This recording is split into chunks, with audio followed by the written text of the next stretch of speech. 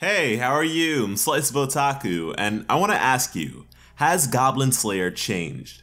From the start of the anime up till now, has there been any sort of significant character growth for Goblin Slayer? Because sure, recently, slaying goblins has become a task tending to have more complexity behind it due to varying circumstances, but on a personal level, I wonder if anything is different about him. Certainly, I don't think his desire to slaughter goblins has wavered in the slightest, but I do believe that the sort of camaraderie that goes along with adventuring in a group and sharing one's obsession with others isn't to be understated. Because there is this sort of blandness about Goblin Slayer himself, a level of indifference about him that makes it hard to assess his sentiment towards anything beyond that which he profusely regards: goblins.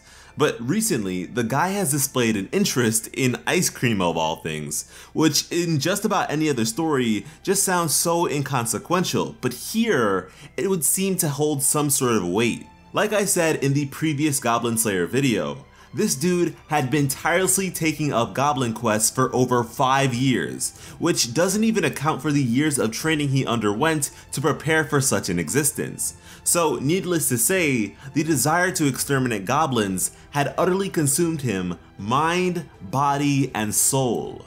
So for him to retain information he had gathered about the process of making ice cream, subsequently subverting what many of us would expect to merely be a tactical deduction for later usage in battle, by proposing that he use it as intended to make treats for him and his comrades, is crazy in of itself. Not to mention the symbolism associated with that of something as sweet as ice cream, which mustn't be overlooked as the source material is in fact a light novel, where such writing techniques are frequent if not necessary.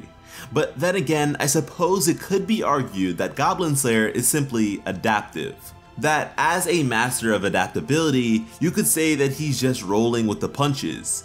He makes little effort to rebuke or reprimand anything that's not a goblin, so when others insist on joining him or placing certain stipulations on his hunt, he's reluctant to oppose, instead opting to adapt. Which honestly is something I don't think I can accurately deliver a verdict upon. But I do believe that may account for how the circumstances necessary for any sort of potential change would have been instilled, if anything. And to be fair, in episode 8 it's revealed that in the previous episode, Goblin Slayer did indeed perish and was resurrected. And being a world and story very much based on Dungeons and Dragons, the nature and or lingering ramifications of resurrection are really up in the air. It all depends on the sort of narrative the dungeon master, or in this case, the creator, intend to pursue. It could be that resurrection yields nothing beyond its intended effect of bringing back that which otherwise would be dead, or maybe the resurrected entity returns somewhat altered. I have no clue. But maybe you do.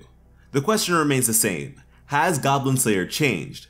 Let me know down below, and thank you all for coming through on the last Goblin Slayer video. That was a really amazing thing to see, and having over 1,000 subscribers on the channel after only a month of existence is wild. So thank you all for that. And thank you all so much for watching, and have an awesome day. I love you.